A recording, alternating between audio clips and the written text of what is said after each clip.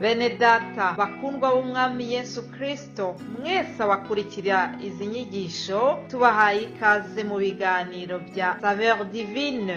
Ibi biganiro mu bitegurirwa n'abavugabutumwa bwiza batandukanye, akaba ari umuhamagaro ugendera ku ijambo ry'Imana byanditse mu gitabo cy'ubutumwa bwiza uko bwanditswe na Matayo ibice 24 umurongo wa 14. Kandi ubutumwa bwiza bw'ubwami buzigishwa mu isi yose ngo bube ubuhamya bwo guhamiriza amahanga yose, nibwo imperuka izahera ko ize. Ibi biganiro mubikurikira ku channel ya YouTube yitwa Saveur Divine. Tubifurije kugubwa neza. Imana Data ari nayo So ibaha umugisha.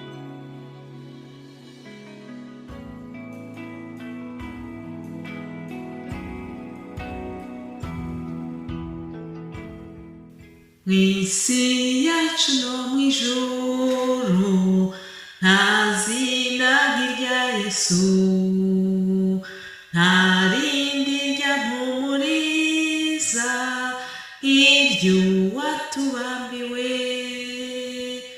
Iryo zina ndarikunda ry'umucunguzi wanjye, iryo zina rihebuje niryo rinyiringiza. Nihagira umuntu ushimwa umunyacyubahiro, naho yakirusha abandi Yesu aramuhebuza. Iryo zina ndarikunda ry'umucunguzi wanjye, iryo zina rihebuje niryo rinyiringiza. Aleluya, aleluya. Nshuti bakundwa, bene data, nshuti z'umusaraba, mwese abakunzi b'iki kiganiro Saveur Divine, ndabaramukije mu izina rya Yesu. Izina tumaze kuririmba, izina twabonewemo agakiza, izina dukirizwamo indwara, izina twahawe kubw'ubuntu bwinshi, kubwo urukundo Imana yakunze abari mu isi. Iryo zina niryo nashatse kubaratira mbere yo kugira icyo mbabwira kindi. Iryo zina ntabwo nzi uko naryogeza, iryo zina rimpesha ubutwari, iryo zina nzajya ndibabwira kenshi, kuko iki kiganiro Saveur Divine nicyo rishingiyeho, niryo rishingiyeho. Nta wundi twamamaza, nta rindi zina riduha ubushobozi n'ubutware bwo kujya kwamamaza inkuru nziza. Oya, ni izina rya Yesu. Imana ishimwe, Imana ishimwe kubw'iryo zina. Turashimira Uwiteka, turashimira Imana ko yabanye natwe muri iki cyumweru kirangiye. Nuko rero nifuje yuko natangira iki cyumweru mbaririmbira iyo ndirimbo. Ni ijambo ry'Imana kandi ribidutegeka. Abaefeso hari ijambo nashatse kubasomera, ni ijambo Paulo yabwiye Abefeso ngo kandi ntimugasinde inzoga zirimo ubukubaganyi, ahubwo mwuzure umwuka, mubwirane zaburi n'indirimbo n'ibihimbano by'umwuka, muririmba mucurangira umwami wacu mu mitima yanyu. Aleluya. Mubwirane zaburi n'ibihimbano, muririmba mucurangira umwami wacu mu mitima yanyu. Imana ishimwe. Rero nanjye muri iki gitondo mu gutangira icyumweru nifuje kubaririmbira iyi ndirimbo. Imana iduhana umugisha. Turahiriwe twebwe abo Yesu yakunze, turahiriwe twebwe abizeye izina ry'Uwiteka. Ndashaka kongera kubasangiza ayandi magambo arimo ubutwari, arimo intungamubiri muzagendana muri iki cyumweru. ni amagambo dusanga muri Zaburi ya 65. ndakwinginze kugira ngo aya magambo uyiyaturireho, uyumve, uyagendane mu mutima wawe, akubere impamba y'iki cyumweru tugiye gutangira. handitswe ngo hahirwa umuntu utoranya ukamwiyegereza kugira ngo agume mu bikari byawe. tuzahazwa n'ibyiza byo mu nzu yawe, ibyiza byahera ho mu rusengero rwawe. Mana y'agakiza kacu, uzadusubirishe ibiteye ubwoba kubwo gukiranuka kwawe. ni wowe byiringiro byabo ku mpera y'ubutaka hose, n'ibyabo ku mpera y'inyanja za kure. Aleluya. Imana yacu niyo byiringiro byacu, Imana yacu niyo gakiza kacu. ndakwifuriza kugira ngo ni ukuri Uwiteka akubere ubwihisho, akubere ubwugamo muri iki cyumweru dutangiye. Aleluya. ikaze.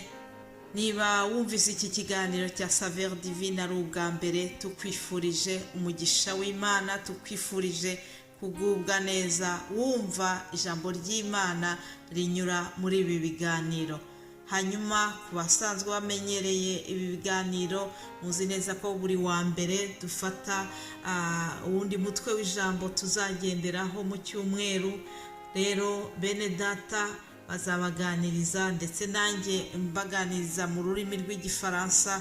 tuzaganira ku ijambo ryo mu Bafilipi igice cya 4 umurongo wa 6. handitse ngo ntimukagire icyo mwiganyira, ahubwo ibyo mushaka byose bimenywe n'Imana, mubisabiye mubyingingiye mushima. hanyuma ayo murongo wa 7 ndakwinginze kugira ngo uwufate mu mutwe, niwo tuzaganiraho cyane. uravuga ngo nuko amahoro y'Imana ahebuje rwose ayo umuntu yamenya azarindira imitima yanyu n'ibyo mwibwira muri Kristo Yesu. Imana ishimwe cyane. amahoro y'Imana azarindire imitima yanyu muri Kristo Yesu. bene data, turi mu gihe gikomeye cyane, turi mu gihe cy'iminsi ya nyuma nk'uko Pawulo yabibwiye Timoteyo.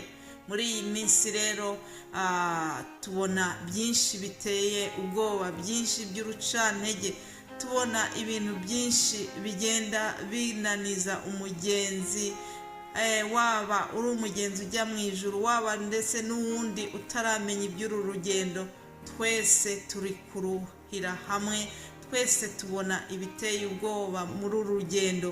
ariko uyu mwanya, uyu munsi, kuri uyu wa mbere, Imana iraje kukubwira ngo utinyuke, ntugire ubwoba, uba amahoro. ndakwifuriza kugira ngo wakire amahoro ya Kristo. hari amahoro Yesu yasigiye abigishwa be mbere yo kugenda. arababwira ngo mbasigiye amahoro yanjye atari nk'ay'ab'isi batanga. haleluya. ayo mahoro niyo tuzababwira muri iki cyumweru. hari amahoro umuntu ashobora kugira naho yaba atariye. hari amahoro umuntu ashobora kugira naho yaba ari guca mu muraba. muzi yuko Yesu yari ari mu bwato hamwe n'abigishwa be ngo umuraba ukaza. abigishwa barahungabana, bagira ubwoba, ariko ijambo ritubwira ko Yesu we yari yisinziriye kuko yari ari mu mahoro adasanzwe.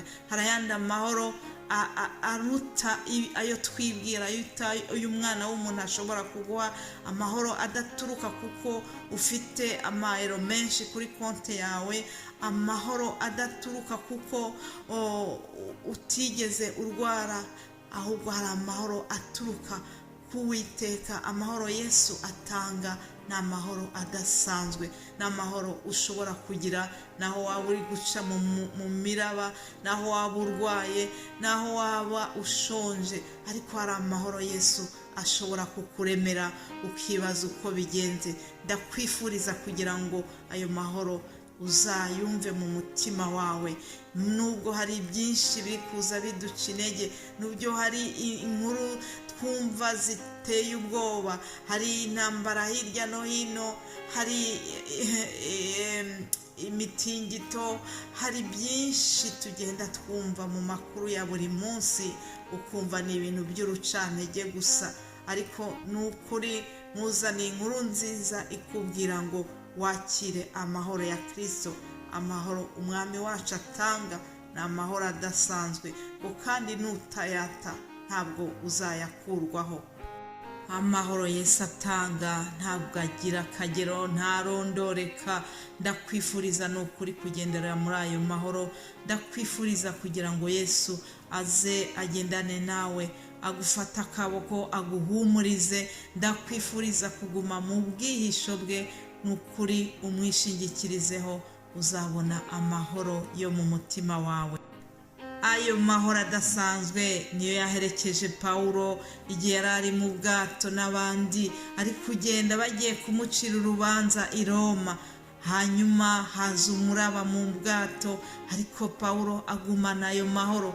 Ayo mahoro niyo Petero yagumanye ubwo bari bamufunze ari hagati y'abarinzi babiri, maze Petero ngo arasinzira, asinzirira hagati yabo kandi yambaye iminyororo ku maboko ye. Ariko Mana, uratangaje, amahoro yawe Yesu ntabwo asanzwe. Ndabifuriza bene data kugira ngo ni ukuri dusabe ayo mahoro ya Kristo, azayaduha. Bifurije kuzagendera mu nsinzi y'Imana mu izina rya Yesu. Amahoro ya Kristo agumane namwe aho muri hose n'imiryango yanyu mu izina rya Yesu Kristo. Amen, amen.